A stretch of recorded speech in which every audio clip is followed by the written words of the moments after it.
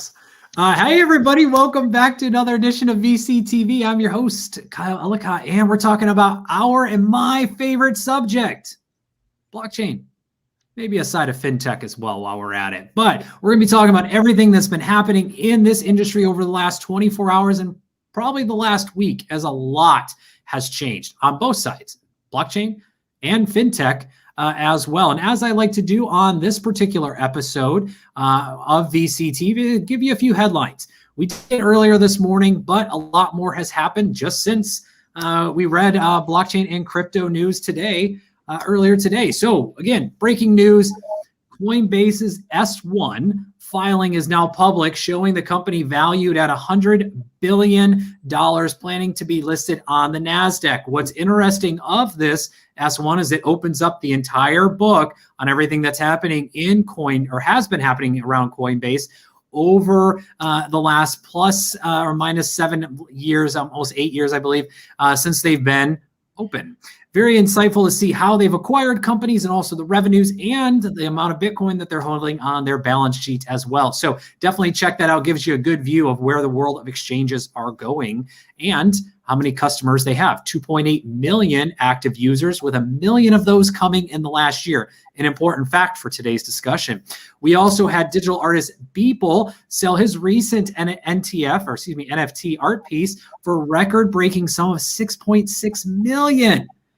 Makai Johnson, former Major League Baseball player, sold over $2 million worth of NFTs. We've got NBA's Top Shot continuing to shatter records on a day-to-day basis, seeing more double-digit million-dollar in transaction values over 24-hour period, closely pushing towards that 200 million in transactions since the start of this year. We also have So Rare, blockchain-based soccer gaming platform, who just raised $50 million.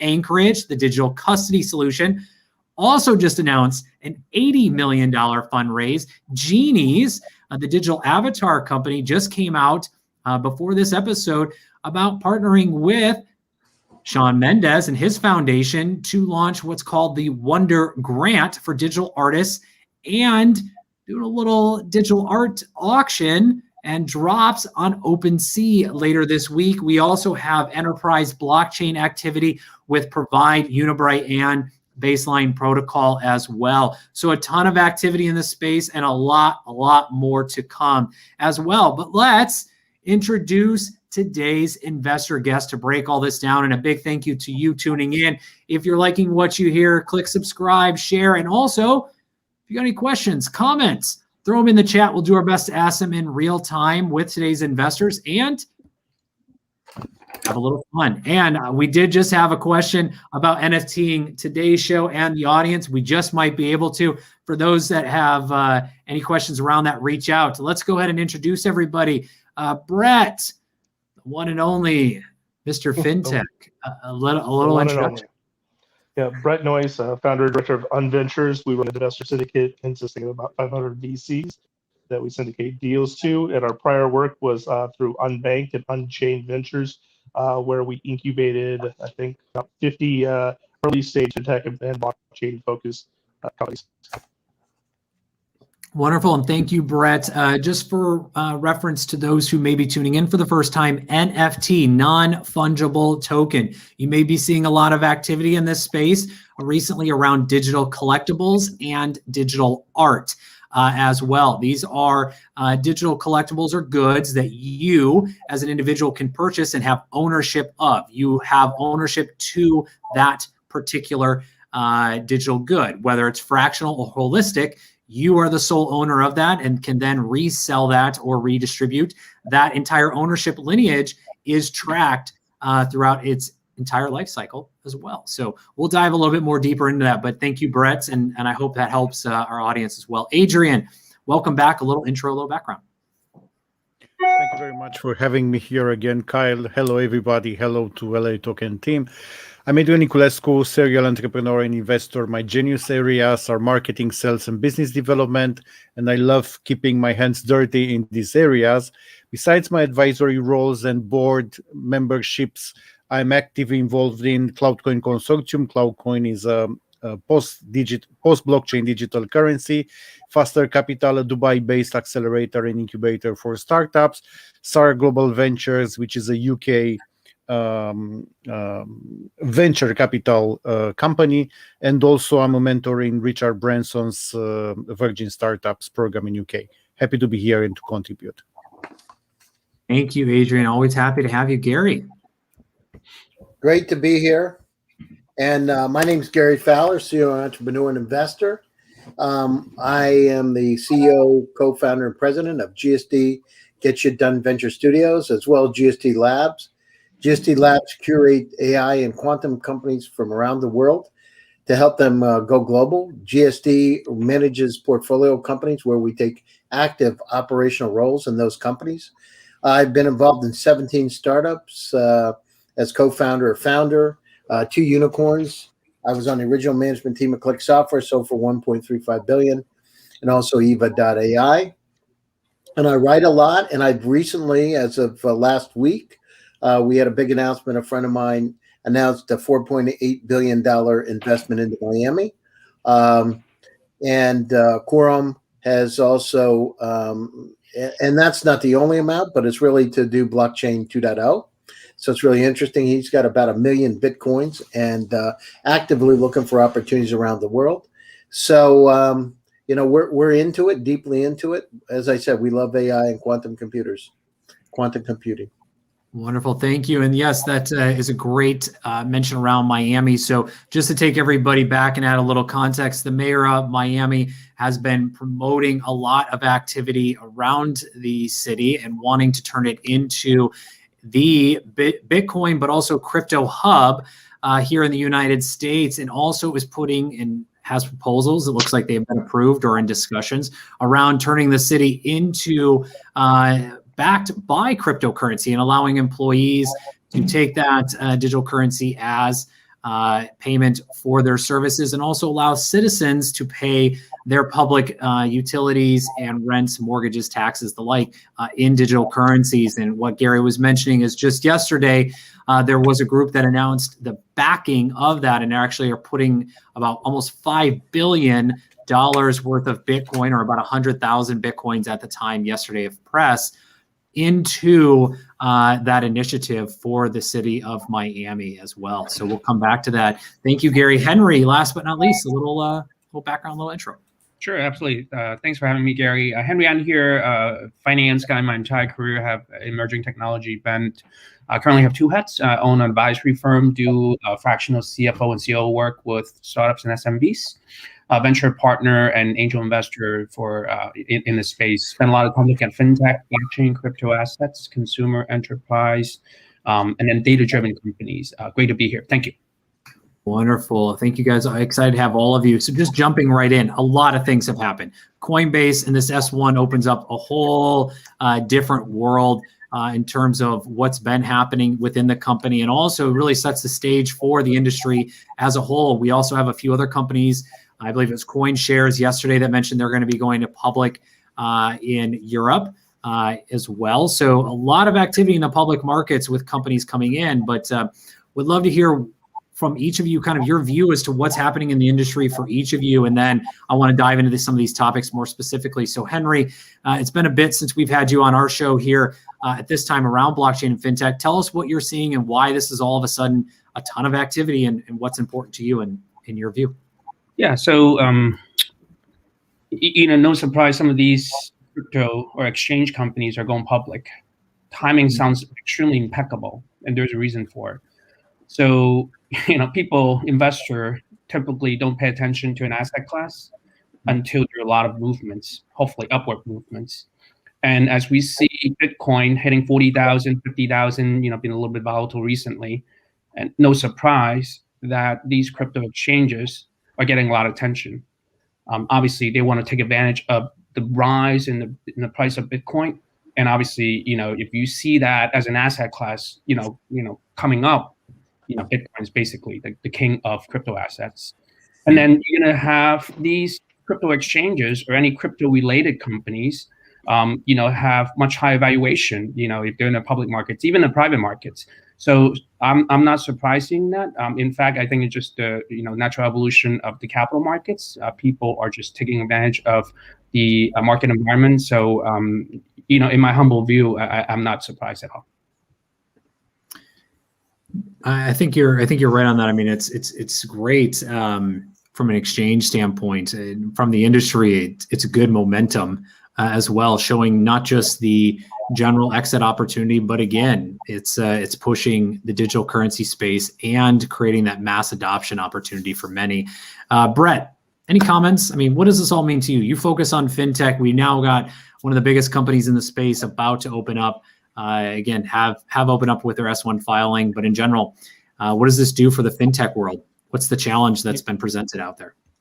Well, I don't know about the challenge, but it definitely feels or is a maturing of this industry. Over the last 6 or 7 years that I've been involved in it, it's went from, as I always said, crypto weirdos, and now we have large institutions involved. It's incredible that, a crypto-based company is going public. I think these are things that, many of us in the space really didn't foresee. I remember sitting on a panel, probably 5 or 6 years ago, and they said, when do you think this will, have mainstream adoption within financial institutions? And I just said never. Kind of be a little bit flippant, but it's amazing the traction that we're seeing, and a lot of pieces seem to be coming together. But when it comes to this space, I'm always hesitant, as I like to say. It's always seems to be, 6 steps forward, 12 back, right? So, I don't know what's around the corner, but to more succinctly answer your question, right? It's starting to seep into mainstream adoption, right? So I think that we're not going to be thinking about blockchain and crypto as this, kind of a closet or garage activity with just weirdos. It's just going to be part of the tech stack, right? And I think that's where it always needed to go.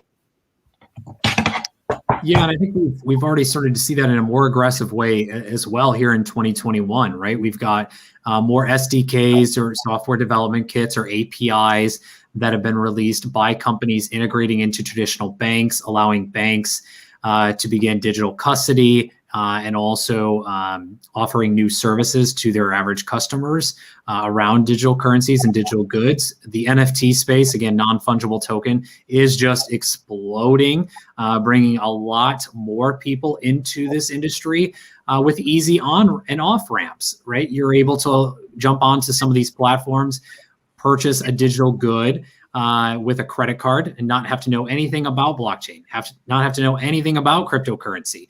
And you now own this digital good in a way that you might not have had to otherwise as well. Let me add a little more to that. It was kind of adding on what you're saying. The UI piece of it is getting a lot better, right? I mean, there was a lot of reasons why this wasn't, usable to the masses, and definitely didn't have enterprise grade level UI or usability. And I think a lot of those pieces are starting to be, those problems are starting to be solved, right? And so now we have a much bigger opportunity for commercial and mainstream application. You're right. I mean, user interface and user experience, so UI, UX, have been two of the industry's biggest pitfalls for many years. And I mean, even a decade later, it's still just the beginnings of what that's going to look like, and just starting to catch up to what many are used to. So I think you're spot on there. Gary, I mean, let's talk about this situation with Miami for a minute. We've got more cities and more governments that are pushing forward on their digital currency initiatives, whether that's central bank digital currencies, so CBDCs, or digital currency projects themselves. We heard about the one in the Eastern Caribbean, and that also known, I believe, as Dcash, that was launched yesterday and actually transacted for the first time. We've got that's happening in Morocco. We've got tons of these, but now we've got Miami, who says not only do we want to allow our citizens to pay taxes, but we want to do more than that. And we have someone who stepped in an aggressive way and put some liquidity to this. What does this all mean for not just Miami, but for maybe the future of cities and digital currencies? Well, Kyle, I was in on those original conversations because we have a WhatsApp crypto whales group. And so I had a pleasure of listening to the conversation. I've never seen anything like it. I mean, they talked about, I'm the minnow, by the way, they're the whales. But they talked about this investment, and it went from 3 billion to 4.8 billion dollars in a day. I saw it because I saw the whales jumping into this thing, and then I saw Quorum, who I know, right? And so, what does it mean? It means that there's a fundamental shift in the way we're going to transact business, and a lot of it's because of the digital transformation, and another because currencies aren't backed by anything, and people are nervous, right? And you got the rise of China on one side, you've got people nervous around the world, and then you've got the digital transformation where borders are being broken down because people want to transact. So it's like a perfect storm in a good sense. And these, the one thing that I get, and as I said, I'm literally was on this group right before this call, just talking to some of my friends, but they're really feeling good that they're finally getting legitimized by the governments and banks really picking up on cryptocurrency, on Bitcoin and Ethereum, right, and others, of course. But it's becoming, it's going mainstream, and so as it starts to come mainstream, people didn't understand how to use Coinbase before, and how can you buy, how can you sell cryptocurrencies, etc. But it's finally, now you were saying Coinbase is doing their S1. They're going to go public. It's just going to change everything. And, you got a limited amount of Bitcoin. You've got a lot of demand for it. You got people nervous about economies all over the planet. So it's just, there's a tsunami coming in a good way. And now when it starts to move from, Quorum, when we had this conversation about investing in Miami, it's not just about the blockchain. It's about buying real estate. It's about doing, making his Bitcoins work in that environment. And by the way, it's the largest Bitcoin investment in history. And, I talked to him. I talked to him yesterday. I mean, he calls me from Dubai or Canada. We're working on other projects together. And Kyle, I got to tell you, VCTV works because I met him through VCTV. Just so we all know, I met one of the richest guys in the world because of this. He's worth probably $65 billion. I don't know where Bitcoin is right this second, but I met him because of contacts here. So, but this is how the digital transformation works, and it is going to have a powerful impact. The politicians that get it are going to fundamentally change their cities, and the ones that don't are going to be left on the outside. And when I talked to Quorum about AI and quantum computing, by the way, which will be invested in Miami, companies that are doing that, it's going to change things. Imagine Miami. You got to, I shouldn't say this, but from my standpoint, a sleepy town. I've done business there before that was really, more recreationally oriented. But now with, the people coming from San Francisco, and I can't tell you how many startups I get a call every day from, or VCs, moving down to Miami. And because of taxation reasons, because it's cheaper to live, et cetera. And it's just, so you've got a perfect storm. Now you got the investment coming in. It's going to change things. You put $5 billion into economy, right? And you get visibility around the world with somebody that could be, a presidential candidate, Suarez. It's going to change things. So what does it mean? It means that, now we're going to see massive adoption around the planet. People are going to start buying into it. Politicians are going to buy in. Mainstream companies are going to start diversifying and having part of their, part of their assets in Bitcoin and other cryptocurrencies. And at the same time, it's going to allow us to be able to, to embrace this digital transformation that we're involved in. We've been involved in for some time, but in the last year has really picked up steam. Agreed. Henry, anything to add? I mean, do you buy the hype? Is this just a small entrance into a very long game, or is this something that could be a trend that we're going to start to see over the next couple of years? Are you talking specifically on Miami? What are you? Yeah. So I thought the mayor is actually very clever, but at the same time, I think it's a perfect storm. What I mean by that is as such. I don't think Miami would be sort of in that position without the pandemics. But not taking away from the city of Miami. It's a great city. It's a wonderful city. People. One thing I learned about human behavior is we don't change unless we're forced to change a lot of times. Mhm. So, if you look at with the pandemics, it's obviously impacted a lot of cities. I'll just name one. Let's name two major cities in the U.S., not to mention all these wonderful cities around the world, New York and San Francisco. Let's focus on New York for 1 second. The pandemic is very conducive for dense city because it spreads from humans to humans as the host, right? So when people, when pandemic hits in New York, people were just flocking out like you've never seen before. Mhm. Now, people went everywhere, and then obviously one of the destinations they're thinking about is Miami. I heard a lot of not just cryptos and whatever startups. I heard restaurants are all going to Miami's. A lot of these restaurant owners, and when you have so much money actually flocking in, in a major city, and then the mayor Suarez, Gary was mentioning, he put a tweet. He said, "How can I help?" Right. So essentially, when you have a lot of tailwinds, all you have to do is just really walk a little bit. It's going to even push you to the edge in terms of to the next phase. And obviously, it helps when our former president moving down to Miami as well, getting a lot of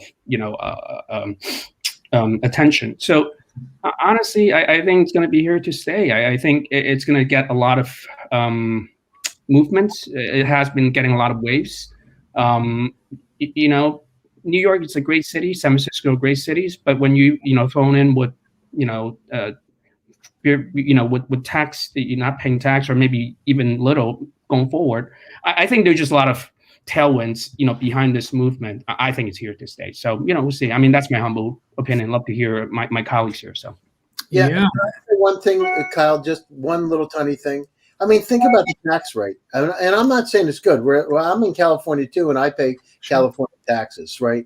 I happen to be in Palm Beach right now because of the COVID, but it's a 12% difference.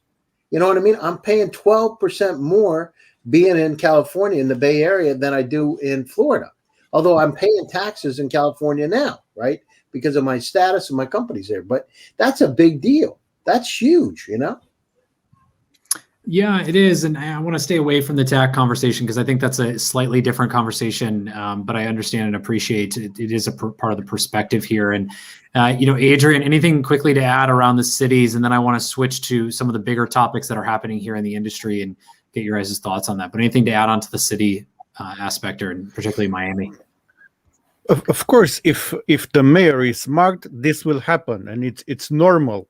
And because you mentioned that in Miami, people will be able to pay utilities with Bitcoin, with this Binance card. Just to clarify real quick, sorry, that's the proposal. It's not official. That is the proposal that has gone through, that has been approved, but it is not officially instituted. So just to clarify for our viewers, sorry. Okay, this could be a strategy. You launch the idea, and after that, you make it official. So as long as I'm showing it again with this card from Binance, you can do anything you want in terms of payments. Sooner or later, it will happen, and it's a very good idea. As I've mentioned before, and besides Coinbase, I'm looking at LATOKEN, at KuCoin, at Binance. The currencies of these exchanges are becoming more and more important. And look what happened with BNB last week or 2 weeks before. Also, LATOKEN has doubled in value over the next few days. Of course, this is not investment advice, but CRO from crypto.com or KCS from KuCoin. Pretty interesting moves. And anyway, congratulations to Miami's mayor for these initiatives. It could be a good idea to move to Miami anyway. Why not? Yeah, hey, Miami's a fun place, along with a lot of cities around the world. But let's switch to the next biggest topic that's happening in the industry right now, and it blends the world of fintech and blockchain, and that's NFTs, non-fungible tokens. This has taken the industry by storm. Again, we've seen in some cases, I believe in the last call it 45 days, we've seen over $200 million in transactions from a handful of platforms. I mentioned earlier, Beeple, a digital artist, just sold an NFT digital art piece of his today for $6.6 million with Christie's, a very notable art company here in the world. And then also we've got former MLB pitcher that sold for $2 million. There's more discussions happening on CNBC right now around digital art. Bigger names are getting into this. We've got artists and celebrities. This is something that's happening. Why? Would love to hear your thoughts on this. I mean, I know why, but I would love to hear your thoughts for each of you as to why this boom around digital collectibles, digital goods, and now NFTs is all of a sudden, something that a lot of people are chasing. And while it's still in its early days, it seems like we're seeing a huge mass wave move into it. Adrian, do you want to kick us off? It's a big change in customers' habits. So if people see value in digital collectibles, because the collectibles, even when we were children, we collected stickers with football players or things like that. So the collectibles means a huge industry. So NFTs are just like a logical sequence in the development of the idea of digital assets based on what we've collected in childhood. And somehow this was triggered. People see value. They are very liquid, more and more liquid. They increase in value if people trust them. So why not invest in them? Why not make money doing trading with them? And why not creating them and selling them? Why not? It's a good point, Brett. The analogy that one of my advisors used and kind of helps my little simple brain get wrapped around it, and there's a lot of gaps in my understanding, but he said, remember when you were a kid, for us that are a little bit, I'm about almost 40, you used to buy CDs, you'd listen to them, you'd trade with your friends, and then at some point you bring them back to the record store and you get like a fractional price returning them. When we moved to digital, so you take that money, then you'd buy more CDs, right? So when we went to digital music and digital assets that we're moving into, we kind of lost that, right? So you own something, and then where does it live, and you can't trade it. So there's a lot of those issues that NFTs can solve. And I just think that there's some interesting opportunities with fractional ownership when it comes to NFTs, right? Like we can't own I can't own, a Mona Lisa, right? But with Masterworks and some of the other players in the space, you might be able to own a piece of that. You can just add it to your portfolio, and it's just opening up new opportunities to own things that you couldn't own before. And I think there's going to be a piece of it. The psychology of it, though, is we don't actually hold these things. So how do we show that off to people? So I think that's one of the pieces that'll probably evolve, or maybe be one of the pitfalls of the NFTs, right? So it's how do I brag about my ownership in a collectible car? I say, hey, I own this Shelby Mustang, and you're supposed to believe, even if it's $5, right? How do I show that off to my friends? I think it's going to be a big piece of this whole space. But if people are having fun at it and they're appreciating, peg 1-1 for the appreciation of the asset to what you own, I think this space will take off. But it's I think we have to marry the digital, with the analog, right? So I think that'll be one of the challenges and opportunities. Yeah, and it brings up a good point as to where that opportunity is. I mean, we've got a few galleries or opportunities to showcase, but there's a lot more that people are searching for. Gary, thoughts on this? Yeah, no, I love it. It's really interesting.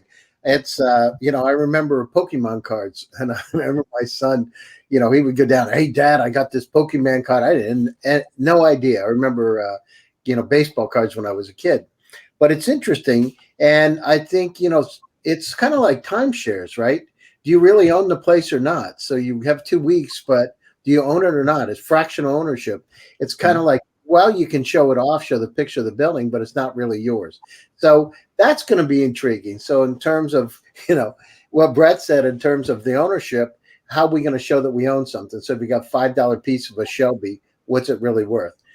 But the main part is, what's it going to go up in value, right? So you do have, you buy an investment in a Shelby and it doubles in a year. What's the value, That's where it becomes interesting. So let me throw one other thing. The liquidity piece is probably going to be another aspect of that. yeah, Not exactly. just owning it, but Well, I mean, do you go to Christie's or Sotheby's or Barrett Jackson, and do they going to have NFT kind of night, and you come in and you buy with I mean, it could be right. They could really, and it could dramatically increase the value of that car too. So if it's not one person, you got a whole lot of people putting money in. Might not, you buy the Batmobile, it's now not 300,000 or 425. It's now $1.2 million. So could dramatically shift the prices. It's going to be interesting because it gives average people the capability to buy in a dream. You're buying into a dream. Thank you. Henry, anything to add on to that?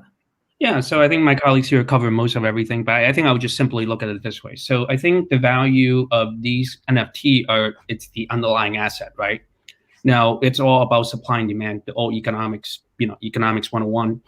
If you have something in demand, very little supply, and then obviously with the platform with NFT, the value is going to get driven up. No surprise here.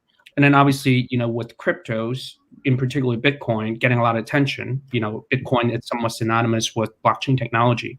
So NFT is utilizing that blockchain technology, and it's going to have much wider reach, immutable, and also it takes potentially some of the friction in some of these transactions, right? So historically, some of these collectibles very, very hard to find the other side of the trade. Now, when you on a platform as such, the reach is just so much more, right? I mean, maybe a guy, let's say if I'm putting something here in New York, another guy can see it somewhere in Malaysia or whatever it is. They're like, wow, I want that, right? So, I mean, the reach is just like social media to a certain extent. So very, very interesting. I've been, not that I'm an expert in it, I'm monitoring it. It's interesting to see how that develops. So, yeah, no, agreed.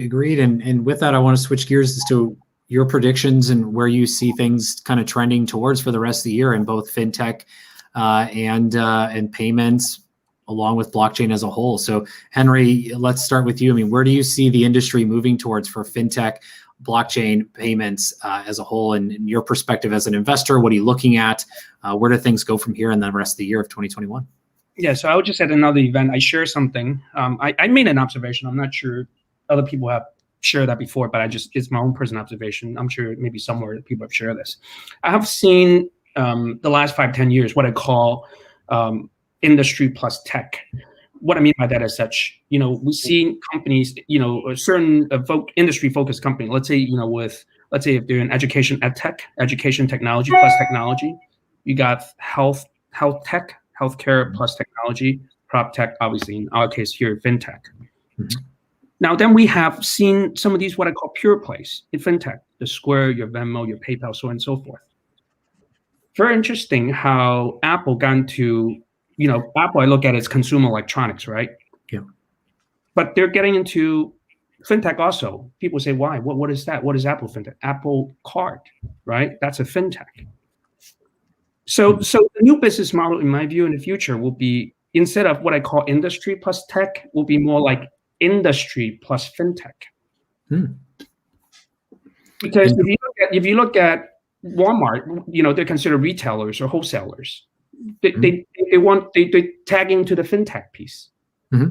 If you look at a lot of these, whether it's Uber, right? If you look at Uber, with the ride share, you can actually transact as with the payment. Okay. Shopify, same thing, right? I mean, Shopify, it's like a retailer, whatever you want to call it, like an Amazon. They're processing their own transactions.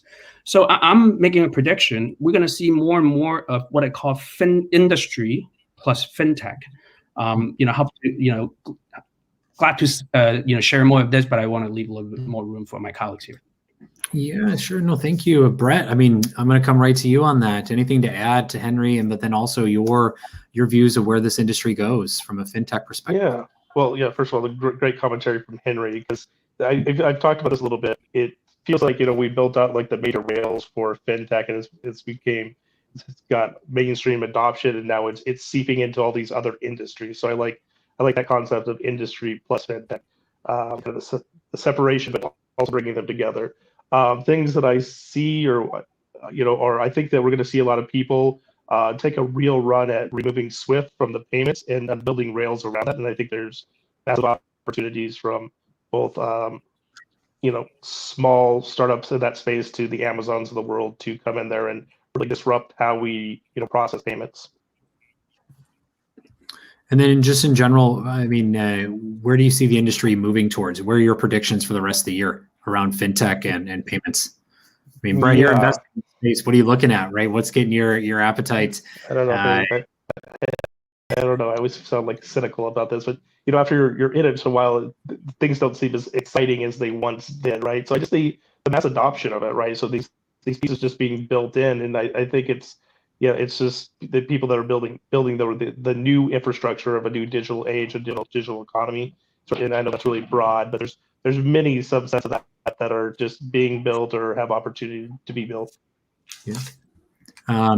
Gary, to you, same question. I mean, what are you looking at in terms of how these two industries will really develop over the next year? And I'm talking about fintech and blockchain, and with underlining payments as well, right? We've got Square that announced their earnings last week. We've got Plaid, we've got Visa, we've got MasterCard making aggressive bets in the combination of both fintech and blockchain when it comes to payments.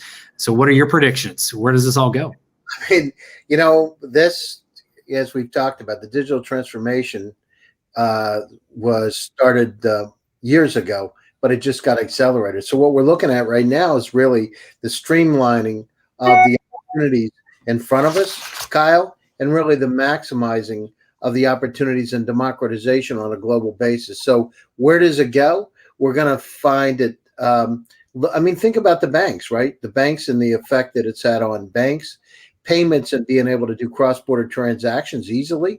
I mean, think about the way we did it before, and we do Bitcoin payments now. So it just really streamlined the processes. And where is it going to go over the next year? We're just going to see it accelerate. It's a snowball effect. It's coming down inside of a mountain. It's moving faster. Blockchain for smart contracts, blockchain to be able to help us, be more secure. FinTech, because we have challenges going into banks today. We have to hyper-personalize our opportunities, hyper-personalize and get closer to our customers.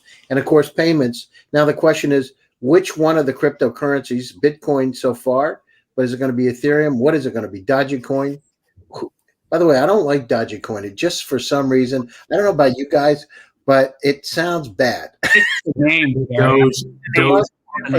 But Dogecoin makes me not want to buy Dogecoin. It's not Dogecoin. It's not Dogecoin. That's why. Dogecoin. Well, I understand, but the thing is, that's not what people say. So I hear people call it Dogecoin. There's a different reason for that. But thank you, Gary. Adrian, your quick prediction as to where the industries go here in 2021, and then I'll come around for everybody. Finally, will be the year of crypto mass adoption, because it was mass awareness until now. I believe also with some companies going public, it will be the start of mass adoption for crypto. I love it. And where can everyone find you, Adrian? Thank you for that. Online to continue the conversation as we're here at time. Sorry for that. My main communication hub is LinkedIn until the blockchain world will invent something else, more decentralized. Why not? It could be a great idea. And I respond to any messages there, and happy to come back to the future shows. Thank you very much, Adrian. Brett, where can everyone find you and Unventures as well? Yep. I can be found at Brett Noyce on Twitter, LinkedIn, and Telegram. Wonderful. Thank you. Henry, where can everyone find you? Sure, absolutely. Henry on LinkedIn. My email is over there as well. Feel free to connect, and people want to talk about business. Happy to connect. Thank you. Wonderful. Last but not least, Gary, where can everyone find you? Yeah. LinkedIn, Twitter, Gary Fowler. Happy to talk. Gary at gstvs.com. Great to be here. Great show today. Thanks, Kyle. Wonderful. Thank you. And thank you all for tuning in as well today. Loved all the comments and questions that came through. Keep them going, audience. We greatly appreciate that. Again, Adrian, Brett, Gary, Henry, thank you for your thoughts and insights. Audience, make sure you do reach out to each and every one of them to connect.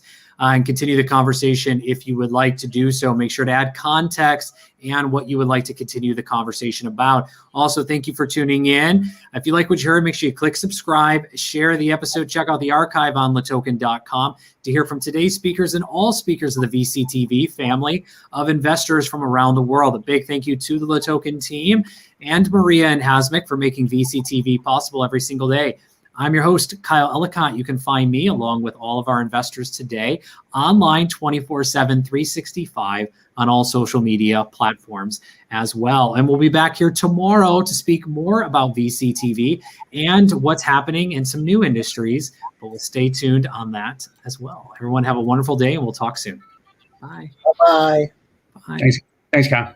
Thanks everybody. Bye. Bye.